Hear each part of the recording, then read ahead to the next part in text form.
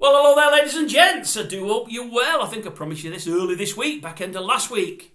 Might have even been early last week. I'm behind, folks, but I'm behind the 8 ball at the moment, folks. Work, life is getting too much. I do apologise. Right, at long last, we've got Q&A number 3. And it's another young gentleman called David. I'm going to call him Dave. I'm going to be familiar with the guy. Called Dave. He'll tell you all about himself. Got a huge interest in racing. Done it for many a year. Watches the channel on a regular basis, likes much of what he sees and got a real opinion to do with horse racing and to do with many of the people we discuss and we talk about. He messaged me, probably about 4 to 6 weeks ago now. He took us this long to get together and he said he'd love to come on the channel and tell us all about himself and what he does. So without any further ado, I'm going to bring Dave to the channel. We're going to try, folks, if we can, to do one not so long and pretty quick 40-minute. We're going to try to do that, and if people tend to like him and whatever else, then maybe in a week or two's time we'll bring him back, or maybe if a few people have got some questions for him, you can bang them in the comment section, and maybe rather than him doing a reply in the comment section, we can bring him back and ask him some of the questions there. That could be an idea, folks. Right, David, welcome, or Dave, my old son, welcome. The floor is yours. Let them know all about you, Dave. Thanks very much, Dave. Hi, everybody. My name's Dave. 43 years old next month. Been betting and interested in horse racing for the best part of 25 years now. Ever since I was legal age to bet. I've been interested in horse racing. Didn't really take it seriously until probably in my mid-20s, if I'm honest. So I was very much a mug punter for the first sort of 6 or 7 years before I really sort of knuckled down and decided to, apply myself fully to it and try and make some money out of the game. So I have ran a service previously from 2009 to 2012. Is that a tipping service, David? Is when you say you've run a service? It was that, yes. Yeah, okay, mate. Yeah, go on. No problem. Yeah, so I've got quite a lot of experience from that angle as well.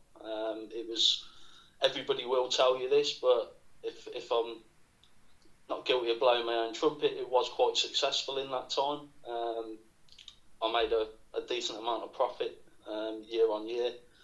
And I'd like to think I know a little bit more than perhaps the average bear when it comes to horse racing. Been up and down since then. I'm not a full-time punter. I'll just point that out now. Right, okay. So I have got a 9 to 5 job. It is a good job. I enjoy my job and I enjoy looking at the horse racing and doing a bit of trading as well on the exchanges in my spare time. Can I ask Dave just a couple of things out of interest, just to interject? When you say full-time job, we don't need to know who you are, where you live, what your house number is, what your phone number is. I mean, I know your phone number because I've just rang it. I don't remember it, but I've just rang it. But what kind of industry do you work in as a matter of interest? I'm just wondering if it links in any way, shape or form to punting. I bet it doesn't, but I just wonder what kind of industry you're in. Yeah, it's as far away from the punting as you can get. So I work for a major logistics company. Right. Yeah, it's a... I won't go into the boring details. No, you don't need to. I just wondered, that's all. Because we're all from different backgrounds, and I just wondered what you did. I mean, I've got 20 years on you. I'm in my early 60s, so, when I started, unfortunately, a few years before you, I didn't start when I was legal. I should have done. I started well before I was legal, following it. Probably not betting that much, but definitely following it. But anyway, go on, I'll let you carry on, mate. I do apologise for interrupting there. Not at all. I guess lastly, just to say that I've had a couple of bites at the cherry, so I had to give my service up late in 2013. I handed it over to a company called Betfan in 2012, and a year later I had to give it up completely just due to personal circumstances. So okay. I had another couple of bites at the cherry, I guess. Well, one bite at the cherry back in 2018 didn't really work out. I think much of my edge that I had earlier had gone. I was proofing to a business called the Smart Betting Club, which are they're a fairly professional outfit that proof tipsters, and they proof them thoroughly over sort of 12 to 24 months. Quite quickly, maybe 6 to 8 months into that, to be honest, Dave, I quickly realised that my edge had massively evaporated. A lot to do with the changes of the bookmakers, and they'd obviously got a little bit sharper. Yeah. The early prices the night before wasn't best odds guaranteed, etc. So the way I operated at that point, a massive sort of percentage of my edge was gone. Right. And for the time I was investing into it, it wasn't worth it. I think I came out at the end of that proofing period about 8% ahead, right. which isn't bad to some people, but it was just, I realised, you know what, I've got to look at a different approach. And that's really what I've been sort of looking into and refining over the last couple of years, which sort of complements what I've gone live with this year on YouTube. So a couple of months ago, I sort of built a channel, or started a channel, should I say, with regards to a new approach in and around race ratings and profiling, etc. Okay. And up until now, it's doing reasonably well. Okay. Well, before you go any further, what we do, folks, we have like 5 minutes on the phone before we started, and only 5. When I first spoke to Peter and Dave the Suit, we had a little longer, and with Dave the Suit, obviously, as you know, I met him. But what we did for Peter, the first lot of questions, I just asked everything, and we went on and on and on because we both talked too much. What I did with Dave to try and turn things around, Dave the Suit that is, we tried to do it. I said, look, you get some questions that you're happy with, and I'll add a few on. Reason being is, if you know what kind of questions you'd like to answer, it's because you know certain answers towards that question. It's questions people would have, and you can give them your perspective, and it lets people know a lot about you. I've done the same with David here, but what we did with the first bit with David is the 5 minutes. I spoke to him about himself and about the service, because I know he's got a service there, and I know it's online. And I said, David, am I right here? Was it yourself? Because I have different people on, folks, in the email section. Are you only on TikTok or Twitter or Instagram or whatever? Or have you got anything on YouTube? He said, no, I'm on YouTube. I said, oh, great. Because if he wasn't on YouTube, I'd have nothing to do with him, folks. I keep telling you, I'm the world's biggest technophobe. I won't be able to look at his channel or whatever. I'll now start following his channel. I'm going to say to you folks, listen to what he's got to say and make up your own mind. I think it's worth going having a look. But I said to David at the outset, I said, David, from this, you'll probably get, over the next couple of days, or when you put your next video or two out, you might get 200 or 300 extra eyes that you've not had before. And if you're good at what you do and people like you, hopefully they'll stay with you, and hopefully it'll build, some of it will come from us. But all you need to realise, David, is if you do this, and any come over from my channel to listen to you, we're mustard on here. We've got this, and luckily Dave knows it because he follows us. We've got this thing about transparency and people being honest and genuine and decent. I said, David, I do not mind whether your service is free, whether they charge, whatever else. I don't care. As long as there's a transparency there, I don't care. Whether folk, if ever you charge, want to go and pay you, that's up to them. If folk ask me, what do you think, Grumpy, would you pay him? Well, when I find out if he ever charged, what he's going to charge and what kind of bets he's going to give, I'd say based on me, yes I would, or no I wouldn't, whichever. But they'd make up their own mind. But my only concern would be is if he went to a stage where he wasn't transparent, because I'd hate to bring somebody on here to promote him and then fall out with him and call him, because that's what I'll do. I do it with everybody. And we had that conversation, and Dave's 100% with that. He said, Dave, I like what you do, and I believe in transparency all the way. All the things that I like, folks, that I say, he backs up, which is what I like to hear. Now, what we're doing is we've got 5 or 6 questions. The first 5 or 6, I've only put a couple in from myself. Have come from David himself, and I think it'll work well because the different questions than we've had before is going down different rabbit holes than ones we've had before, and I like that. We've got some sort of something different than we've had before, and to that end, it makes him different than the other two, and that's always a good thing.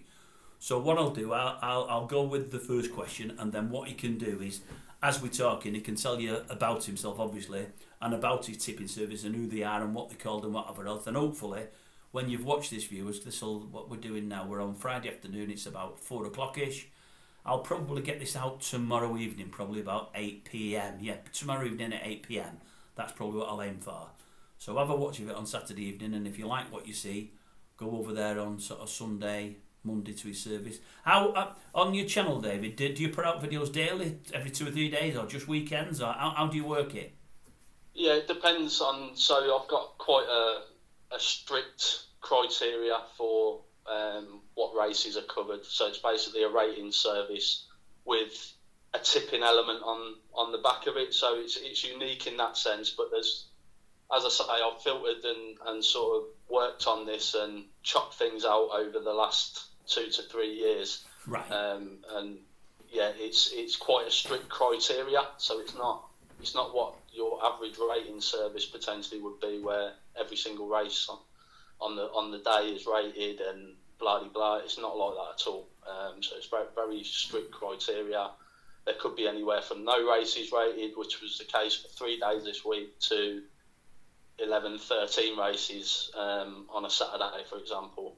So yeah, it's much dependent on that day. Let me ask you this then, David, and then we'll go with question 1. Yeah. Would you expect? I mean, you when you do a video, you might do a video today for tonight, or today for tomorrow, or today for Sunday. Would you expect to be having a video out Saturday or Sunday this weekend, the way things are looking, or do you not know yet, or have you already done one? Yeah, so there's about 7 races that I haven't done the video for yet tomorrow. I've still got to do the profiling of those races after I get off the call with yourself. And then I'll start to formulate that video. So even if you didn't, if of the 7 races you decided not to cover them all, there's definitely going to be something you'll cover that'll be out tomorrow. I will cover all those 7 races from a ratings perspective. I may not offer a selection on all 7. It will probably be 1 or 2 selections that I would advise. But there'll be right. Well, what I'll do then, we won't get this out tomorrow. I'll aim to get this out at 8 or 9 p.m. tonight, David, and that way, folks that would like to look at you and see what it's all about, I've got something to look at tomorrow. That's just in case you don't have anything out on Sunday. And I know now you say, well, then you may have some out Sunday, but you can't be certain at this stage. So what I'll do, I'll try and get this out tonight, and then it gives them a chance to come and have a look at you tomorrow and see what they think, if that's okay with you. Yeah, sure. Sounds good. Right. Okay. Well, let's go with number 1, and then you can tell them about who you are and the name of your company and everything else. As we go on, you'll find where to filter it in. I think the first question you mentioned was YouTube tipsters. You had various views on YouTube tipsters.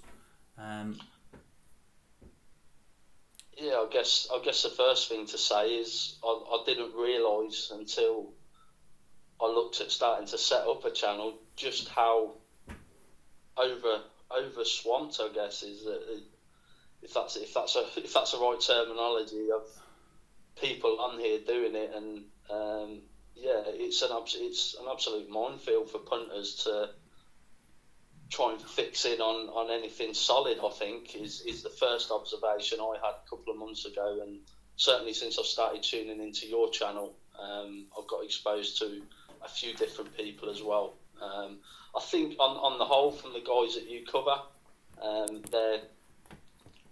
they're reasonably good. From a free standpoint, I think there's some elements that I would perhaps question in terms of a structured sort of P&L or a structured staking plan. I know Mickey D, he puts his 1 point each way or 2 point wins or etc.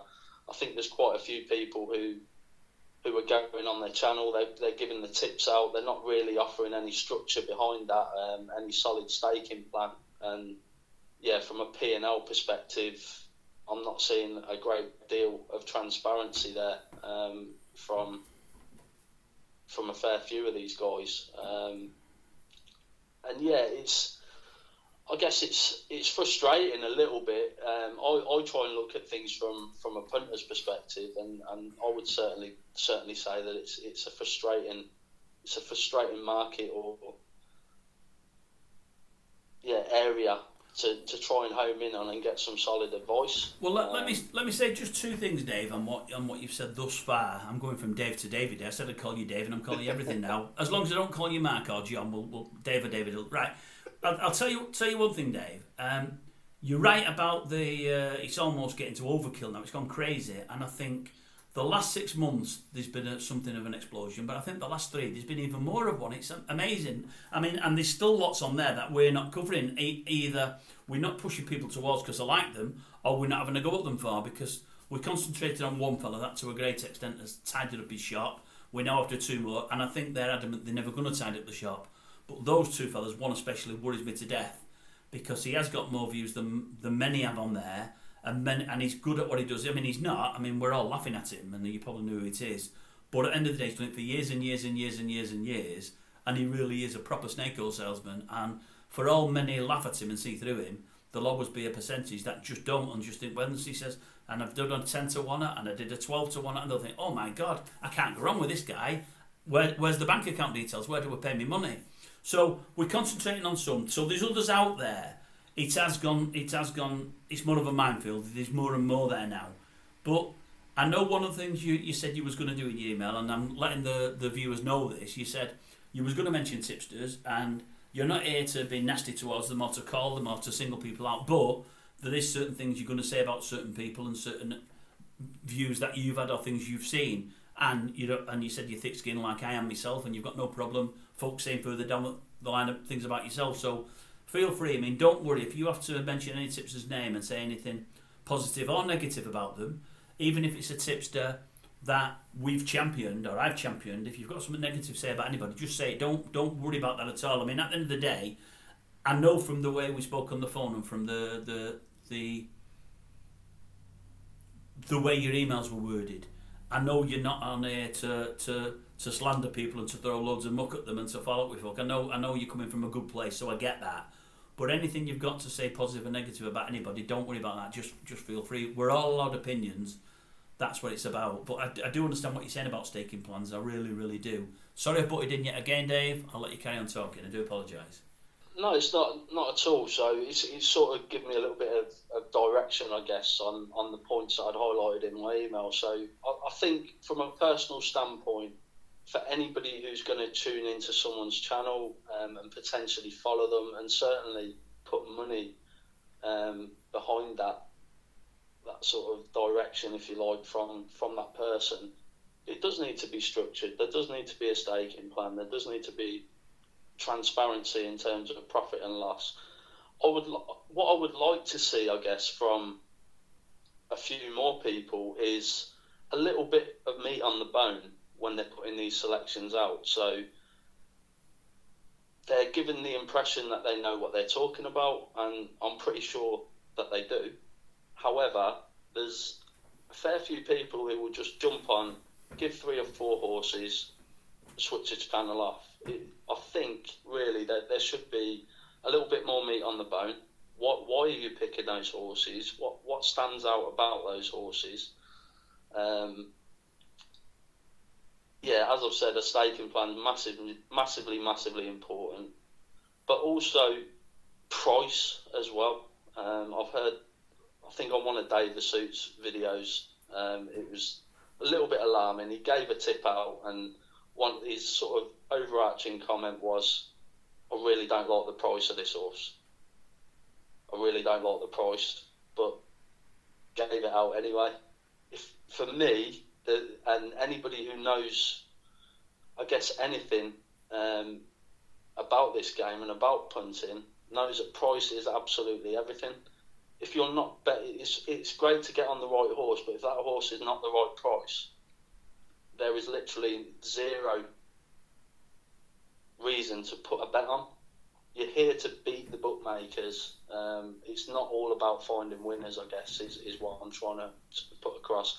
As counterintuitive as that sounds, if you get on the right horses at the right prices, that is when you make money long term. And I think Dave the Suit is clever enough and in the know enough to know that. So yeah, little comments like that were sort of pop out at me, and I think, okay, if you're doing this and you're doing it seriously, then really you shouldn't be putting out tips that you don't think are the right price, and certainly not advising people to jump on the back of those tips. That would be one major concern for me. I guess looking at people as well, and this is probably a bit contentious here, but I've set my own channel up. I know my background, I know my history, and whether people believe that or not, it's entirely up to them. Yeah. However, if someone is setting up a channel and they want a following and people are backing their tips with their own money, etc., etc., my expectation would be that, you know what, they've been consistently profitable in that area for a certain amount of time, hopefully years. My biggest challenge, I guess, to some of these guys is I see them post bet slips for online bookmakers. Now, I could tell you from personal experience, and you only have to look at anybody who does this for a living. If you look at kind of 500, I know that's one of the guys that you mentioned. Mm. You can't get an online account. If you make money at this game and you know what you're doing and you're consistently profitable, those accounts get closed down very, very quickly. Yeah. This guy Zorro, who I know you've sort of been giving his tips out for the last few weeks, and he's giving prices out at each way, extra places, etc., etc. Again, I don't know if he is consistently profitable. I don't know. But just putting it out there, if he does this day in, day out, he's constantly seeking value, he's moving markets like he says he is, his accounts will last no longer than probably 5 days if he's lucky. Yeah, I would agree with that. And this is a challenge where I would put out to some of those people and say, maybe they're multi-accounting, maybe they're going down that route, and you know, maybe I'm barking completely up the wrong tree. However, that is something for punters to consider when they're following someone. And if they want to challenge the fact or think in their mind, how do I know this person is who he says he is and knows what he's talking about? And that is a major thing for me, is these online accounts nowadays. Anybody who knows what they're doing, the algorithms pick them up very, very quickly, and you're either limited to minimum stakes or your accounts are gubbed very, very quickly. Yeah. And again, I have got literally no online bookmaker accounts anymore. I had my last 2 shut down quite recently, limited, and then they wanted me to provide God knows how much documentation, etc. And I just told them to forget it. But, yeah. I mean, one clear example, Dave, and I'll wrap it up after this. No, that's fine. Go on, that's fine. Yeah, this is just a clear example of that. And there'll be other people who tune into your channel who will have had this, undoubtedly. But I opened an account with Boyle Sports, and it'd be a couple of years ago now. And I picked 2 horses for a forecast. I'll back one of them to win. And both horses got backed in from around 10s to 6 to 1, 13 to 2, something like that. Yeah. I collected on the forecast and the win, and it paid out something like 600 quid. Yeah. My account the next day was then limited to 25 pence, 50 pence each way on anything over 10 to 1. So anything double figure prices was limited. I could put up to £20 on 2 to 1 or below. So completely price dependent, where there's no value down at some of your lower odds. I could get a £20 stake on everything else. They didn't want my business. And, you know, I've had some bookmaker accounts have lasted maybe a week, 2 weeks sometimes. Even if you're losing, but you're finding the value, they quickly latch onto you, and their traders don't want anything to do with you, because they know consistently if you find that value, you're going to take them to the cleaners. And that's a reality. And I think it's just worth pointing out for unsuspecting punters who don't know that, or don't realise that the bookies aren't interested in people winning. I think sort of we touched on that a little bit earlier in that pre-conversation. We did. But they will shut you down very, very quickly. So I guess one of the highlights, like I've said, is how are these people who are on these tipping lines still getting their bets on with the online bookmakers, if they are, like they say they are, consistently profitable and doing well over the long run. Well, the person, I don't see it. Just going back to a couple of things you raised, I'm not defending anybody by any means here, and one of them is somebody that I wouldn't even dream of defending, but I'm going to say something about him. But on one of the people you mentioned about how was he getting bets on, especially at the prices that we're mentioning, I mean, he's told me of many times he's having £200 each. Now, I didn't know on Betfair you can have each way bet. Well, I know you can have each way bets. Somebody told me you can have multiples on Betfair on the trading side of things. The Betfair exchange. Can you have multiples on the exchange or not, David? Because if you can, I didn't know that. It's not something I've looked at, to be honest, Dave. I'm sure somebody told me that. I'm sure somebody told me that you can only the other week, and I didn't know you could do that. What I'm getting at is the guy that we're calling Zorro tells me he often has a couple of £100 each way on many of the horses if he feels they're much too big, and he knows that they'll come in massively because he talks like you about value. He's one of them people that mentions that all the time. Now I don't know the fella from Adam. Never met him. Never spoke to him on the phone. Only emails. So I don't know if it's true, but let's assume it's true. I'm thinking, well, how are you getting your bets on? Because nobody can get bets. And I don't... Reading between the lines and messaging him, he doesn't come across as somebody that's got people running money for him, running bets for him. So as though he's doing it himself. So I'm thinking, well, how is he getting stuff on? And now the other fella you mentioned, one of the fellas, I'm guessing who you mentioned, with the slips, we've had somebody on there this week that is showing like 2 slips per day. And like one day, I mean, he told us he had £100 each way on a horse. That was 11-1 backed into 7-1. He actually had it was £50 each way on a 9-1 because he took 9-1, and on another bet slip which he said was £100 each way on it, which again was £50 each way. It was at SP and it ended up 7-1. He said he won £2,000, he only won £1,000. But they were Ladbroke slips and they were shop slips. Now let's assume he's done that in the shop. The following day he had £200 on something like a 7-2, so that's more. He's been doing it for 50 odd years. I'm sure everybody will know his face. Many will know him in the industry, and I'm thinking, well, how on earth is he getting, and he's saying everyone else is putting bets on as well for him, but I'm thinking, how on earth is he getting these bets on? Because I'm told even in shops now, I mean, you can go on a horse sometimes, and if you get big odds and you want 50 or 100 quid in it, often they'll ring it through, can you have it or not? And then if they give it to you, they'll remember if you go in there again. And I'm sure if you're going in there taking big bets out, winning £1,000 at a time, they're going to stop you in the shops. I'm sure they're going to. So yeah. I'm thinking to myself, well, how's this happening? Is there any truth in it? We're seeing betting slips there, but I'm thinking, are the slips made up in some way, shape or form? Are they not? And if they're not, how is he getting them on?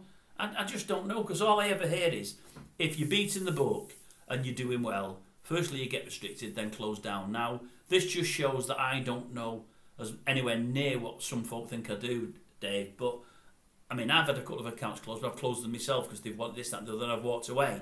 But I've never been a successful punter for many a year. I can't be. I mean, I don't beat the book. I don't beat the odds. I just, so I'm not as clever as you and many of these people that we champion on here. I'm not. Simple as that. But I do know if you're doing really well, they limit you and then close down. I mean, I've been limited on Sky. I've not done particularly well, but I've had some multiples where I've done a few quid, made a few quid and some cross doubles, and I've done okay, and I've got limited. But I've not had accounts closed down like others have, because I'm so successful, because I'm not. But I know everybody that is successful, firstly they get limited, then close down. Sometimes they get straight closed down, they don't even get limited.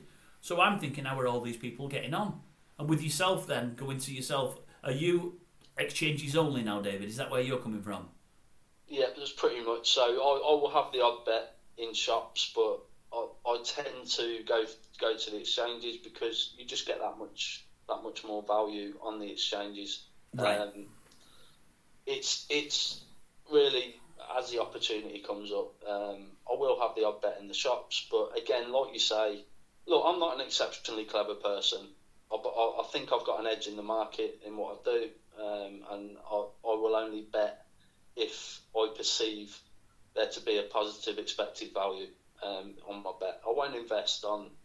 I'll have the odd fun bet. Well, I'll call them fun bets on lucky 15s if I go in a shop or something like that for maybe a tenner or 15 quid. Yeah. It's very, very few and far between. But my main sort of punting is done on the exchange now, because there's no restrictions, and for me, it's very, very simple. Yeah.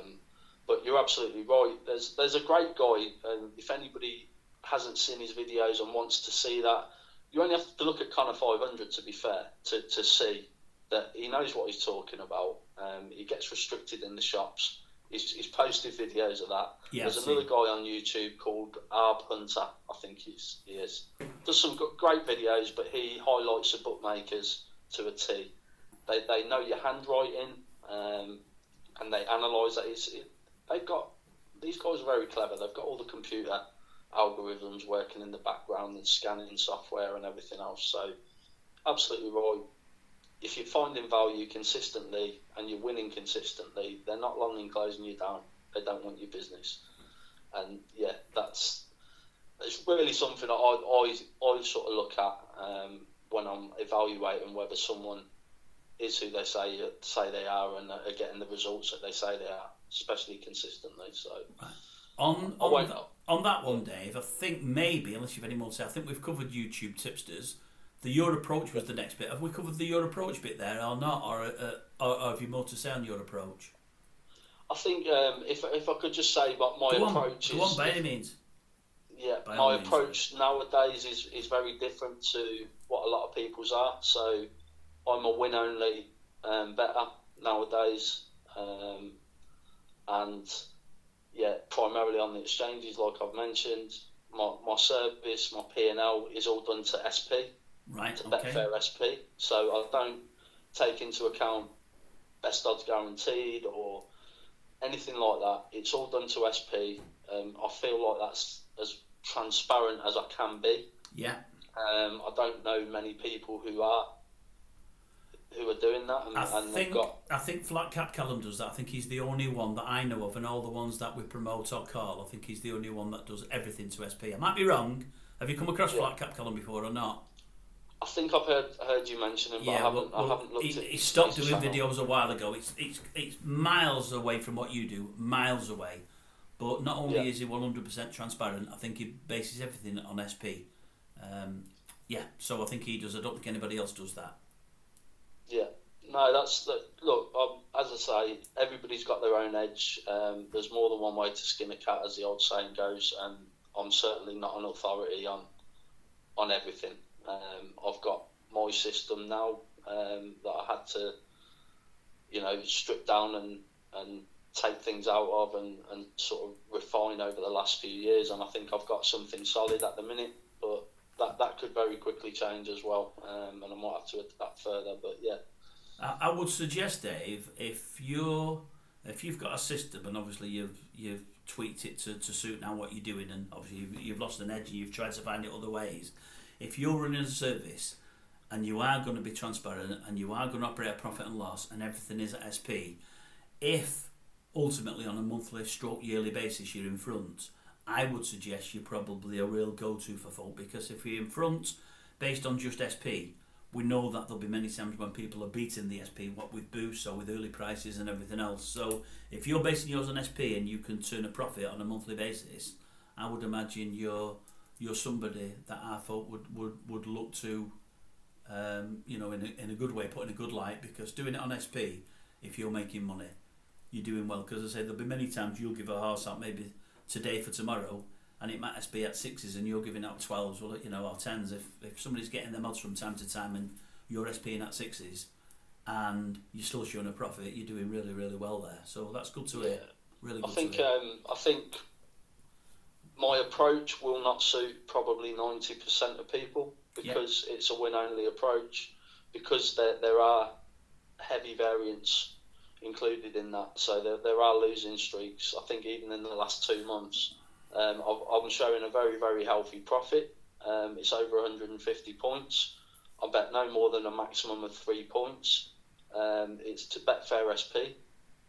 I think that's the fairest way that I can do it. I'm not going to start recording what it is at Bookmaker SP or anything like that. I think I'm simplifying it down enough anyway, that I don't need to go into all different realms of recording it at this or advise prices. I highlight on my P&L sheet the price that I advise it at, that it's available at with a bookmaker at the time I put the video out. And really all that is to highlight the difference between the price that it was advised at and the price that it goes off at.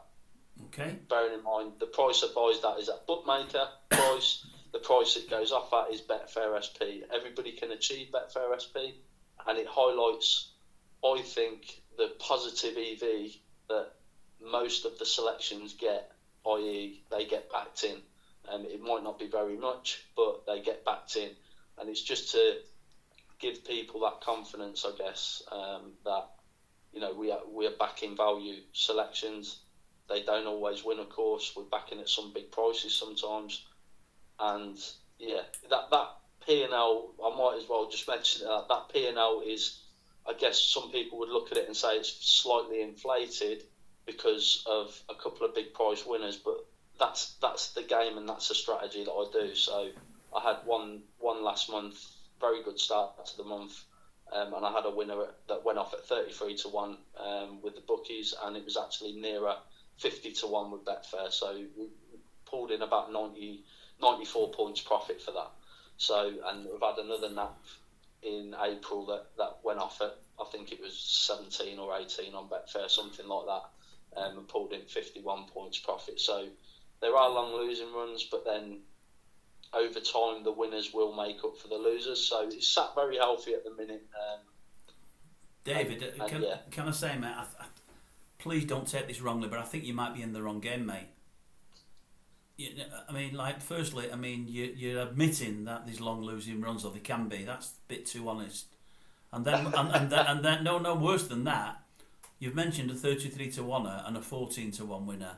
With 36 minutes in, I know a guy that would have mentioned that 33-1 winner probably 4 times in the first 5 minutes of the message, and by now he'd have mentioned it about 9 times. I mean, the guy's mentioned in a 33-1 winner from 18 months ago in today's message. 18 months ago, he's mentioned it 3 times. So you're slipping, Dave. You're slipping, Dave. You're slipping. Honestly, mate. Oh my God. I won't mention his name because I don't want to bring this Q&A down by mentioning his name. But honestly, mate, that would have got mentioned about 12 times by now. Honestly, he's genuinely mentioned a 33-1 winner from 18 months ago about 4 times in today's message. In 12 minutes, he's mentioned it 4 times. You've gone 36 minutes before you've even mentioned it, mate, and you've only mentioned it once.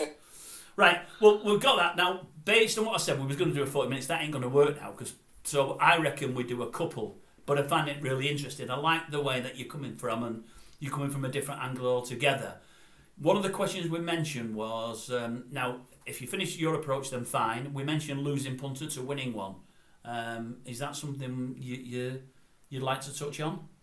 Yeah, I think so, and I think this is very simple, and it's not anything that anybody who's been in the game for a while won't have heard before. But I think it's really important because, and again, I'm putting this statement out there because I believe it's true. But 95% of the people who probably tune into your channel, who tune into these free tipsters, and rightly or wrongly, they're probably following 3 or 4 different tipsters. I would put the question out to those guys or to your viewers: how many people have actually got a structured betting bank behind them before they even look at following any tipster and putting money down?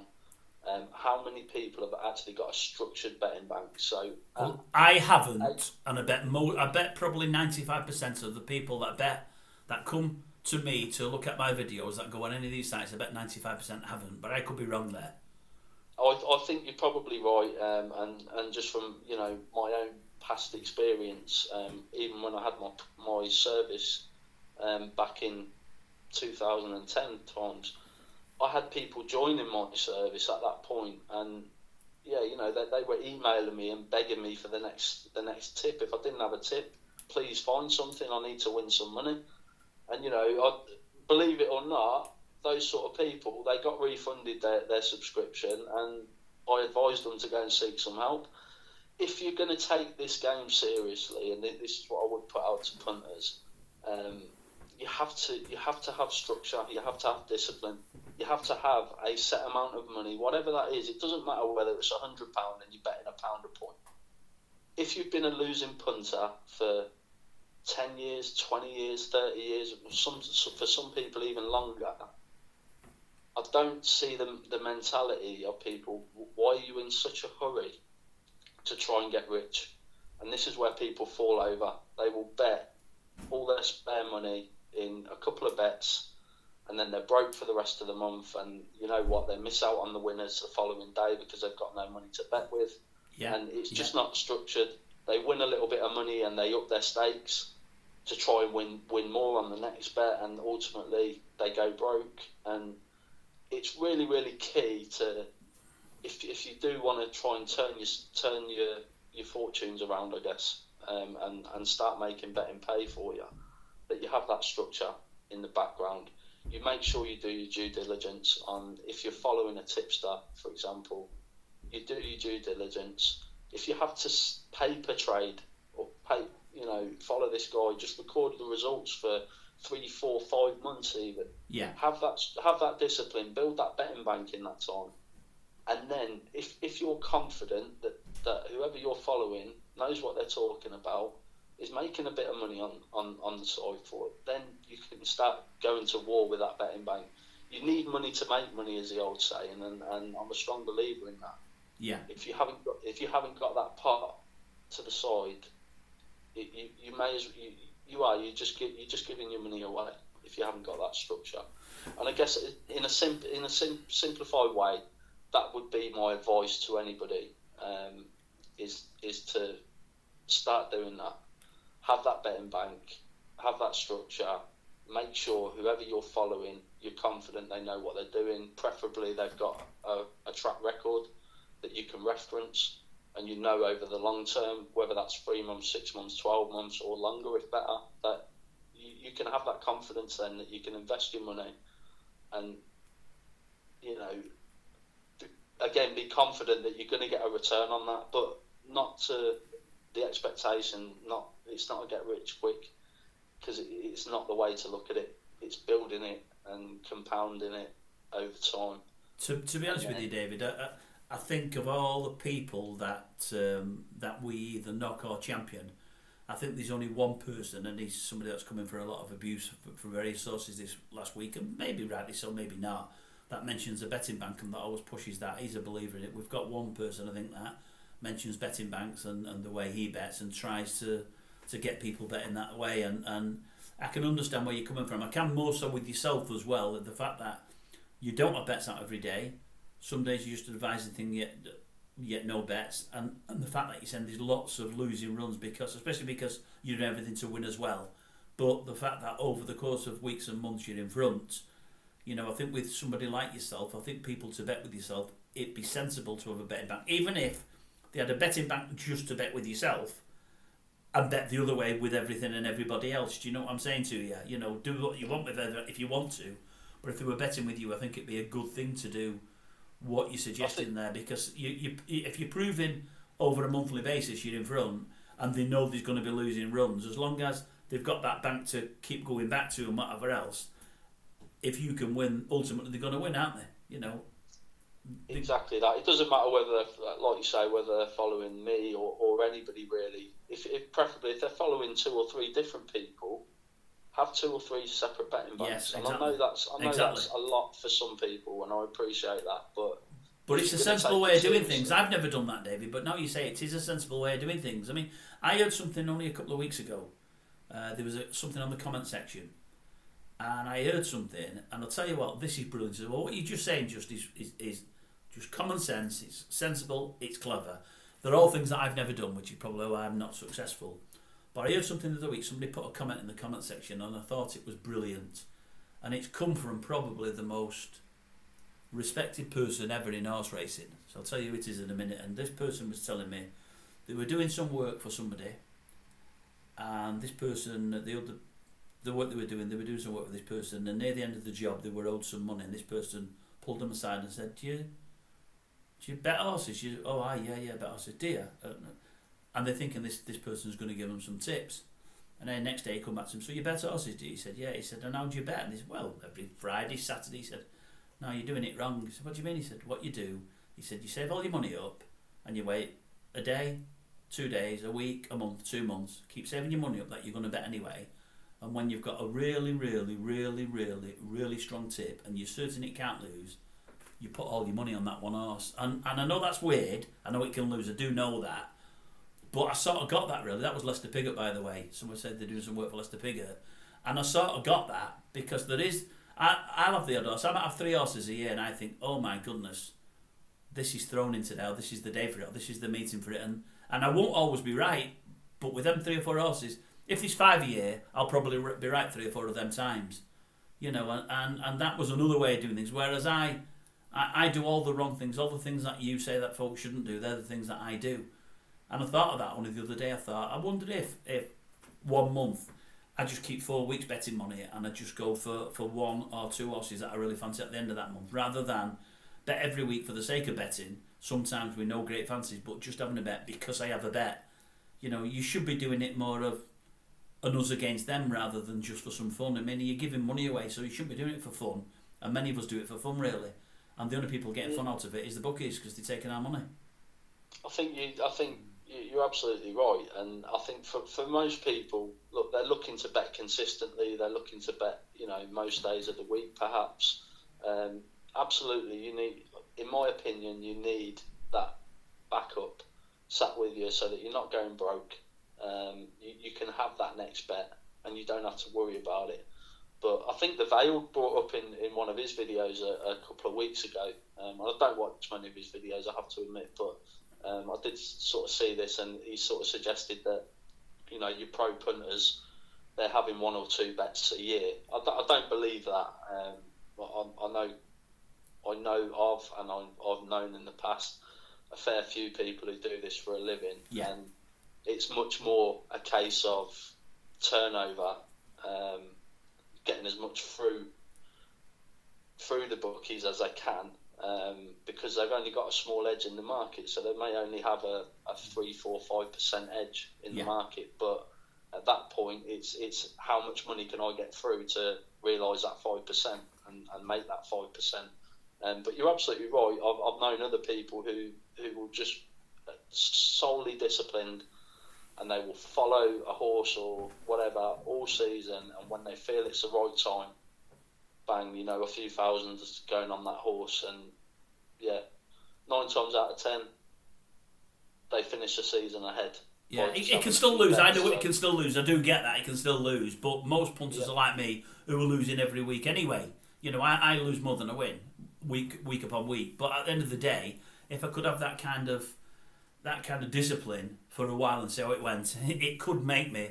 But then again, everything you're saying there about yourself and the betting bank is sensible. So there's different ways to skin a cat, and I do like what you're saying. And it's strange that we probably follow about 8 or 10 tipsters at the moment, and you're only the second to mention betting banks. And I think to bet with you because of losing runs and knowing at the outset there's losing runs, I think a betting bank there is really prudent. Because as long as you can show at the end, as I say, at the end of that month, 2 months, 3 months, 12 months, you're in front, then whoever's with you knows historically you're going to be in front, based on what you're showing at this moment in time. Well, again, you can never ever know that, but you've got some kind of proof there that you've already done it, so there's no reason to say you can't carry on doing that. And the fact that...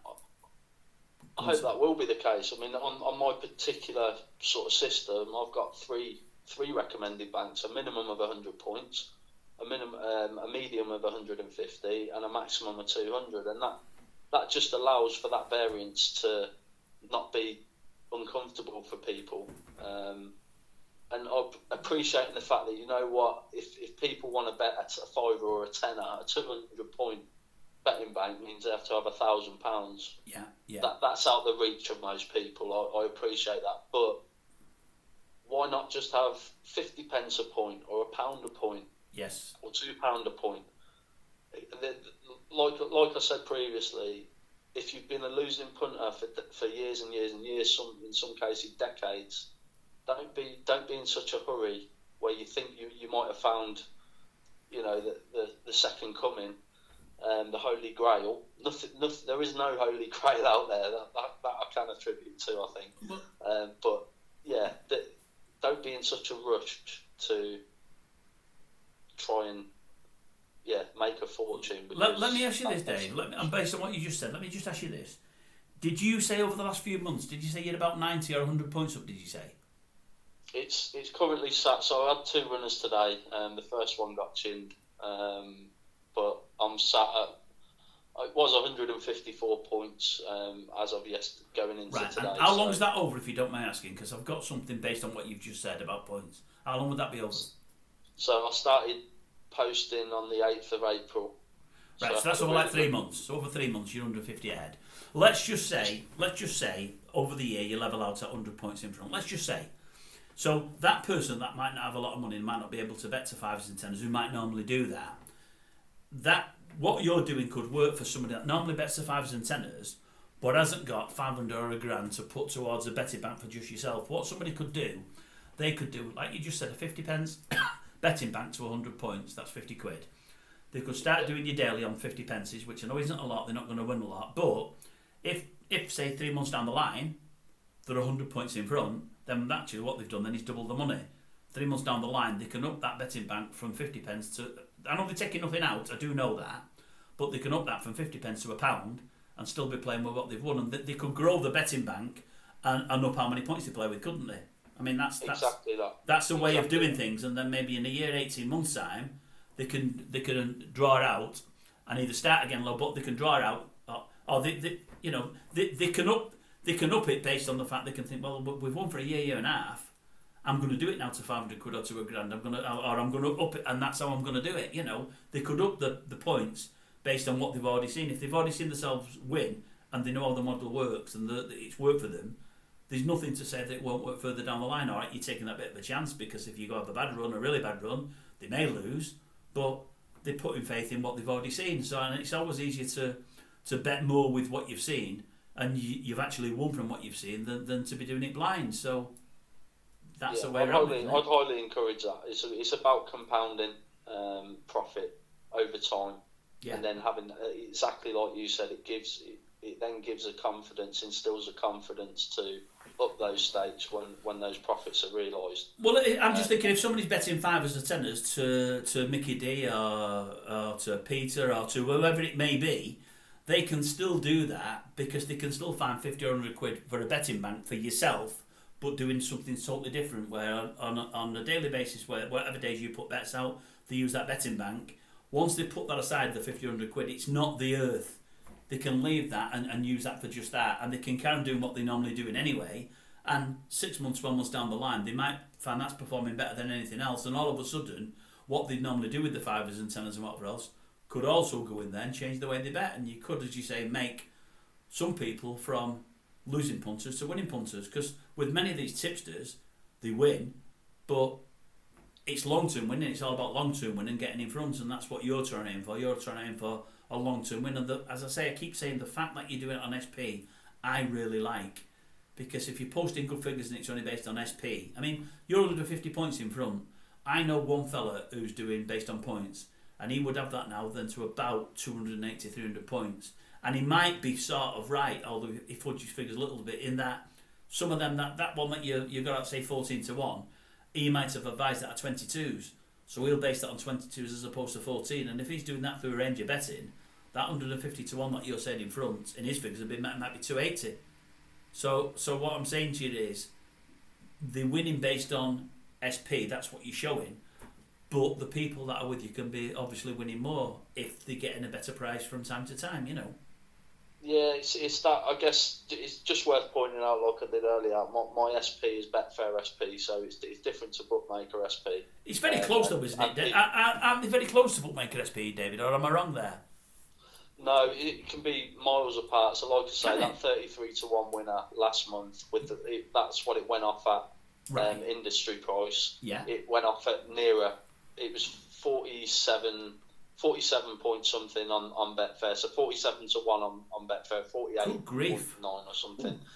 So it's nearer 50 to 1 almost. I did not realise there was that much difference, but then again, that's everybody says we should be betting exchanges. People keep telling me I just can't be convinced, but when you hear things like that, it's the bigger prices where you see the disparity like that. It's a lot closer when you're getting down to your 5 to 1, 6 to 1s, etc. Yeah. When it starts getting over 10 to 1 or 14 to 1, you can see 2 or 3 points difference in the prices, and that makes a massive difference over a 12-month period. Of course, that extra value, if you can get it. So again, I imagine, and I haven't done the calculations, I imagine around about 65% of the horses that I put out show a positive EV in terms of being backed in.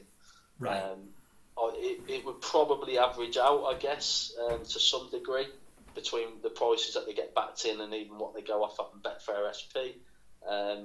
I haven't done that calculation. I've got no inclination to go back and do it, to be honest. But I'll just keep things simple. So if people wanted to realise the same profits, I guess they might want to consider opening an exchange account. Yeah. And there's a minimum of a £2 bet if you're doing it via Betfair site. So that would be something to consider in terms of betting bank, I guess. Yeah. But yeah, look, you're right. You could put it on with the bookies. I think it would probably average out. Might fall a little bit short of the profits that I'm seeing from Betfair SP, but I don't think it'd be a million miles away. Yeah. Right, now to be honest with you, we've gone a lot further than I wanted to, but I've no problem with it. We're on 55 minutes now. The other questions, there's not massive amounts there, I don't feel. Do we go through them and finish it off and whiz through them within 5 or 10 minutes? Can we whiz through them? And then maybe what we could do, rather than doing an episode 2, what we could do, as I say, if anybody's got any comments that they'd like to put in the comment section, any questions to ask David, maybe we could bring him back next week after to answer them. How does that sound to you, David? Happy to do that, yeah, no problem. Right, but I'll just say we're about 45 minutes in, people will be shaking their head saying, Dave, this grumpy, that's myself, be saying, he's telling all this to Dave, and the exchange stuff's all going over Dave's head, and it was with the SP difference. I didn't realise, I had heard on the bigger priced winners, you got a little bit better at Betfair. I didn't realise it was to that extent. I really, really didn't realise it could be to that extent, honestly. If I give you one example, Dave, and I'll try and be really quick. Yeah, sure. I think it was last year at Cheltenham. So the over-round on Betfair is as close to 100% as you can get. Okay, so whereas a lot of bookies are, 120% over-round, the over-round to Betfair is as close to 100% as you can get. So it's the fairest form. But during, I think it was 2 or 3 races at last year's Cheltenham Festival, the over-round actually went into negative. That might sound unbelievable, but what that means for anybody who doesn't understand it is you could have betted every horse at SP, and you would have won with Betfair, and you would have returned the profit. And that's basically unheard of. So yeah, when it comes to exchanges versus bookmakers, I'm a massive advocate for exchanges. And yeah, that's just a prime example of the type of value you can get between the two. In fact, to be honest with you, thinking on, I'll tell you what questions we've got left, folks, and we might have a couple more. We've done an hour thinking on, rather than rush it. Let's go for an episode 2, because I see the questions we've got left, and I don't want to rush you through them, David. And what we can do is we can invite any further questions. If anybody has listened to this Q&A and has got anything to ask Dave, what I'll do, anything that I think's relevant and that's good, anything question-wise, I'll write down and we'll bring it up next week. How about doing that, Dave? Should we do that? Yeah, that's absolutely fine. Yeah, we're an hour in. I think an hour's plenty enough. And I don't want to rush it, and I think you've been really good, and I've really, really found it refreshing, the stuff you've said and the stuff you've talked about, and you're coming at things from some different angles than others, and it's always good to have a variance, and I like that. But I don't want to rush these questions, and I might have a couple, based on what you said, a couple more for you myself, to be honest with you. So that's what we'll do, folks. Right, we'll wrap it up now. Any questions that you may have, put in the comment section. Sensible questions, folks, not stupid questions.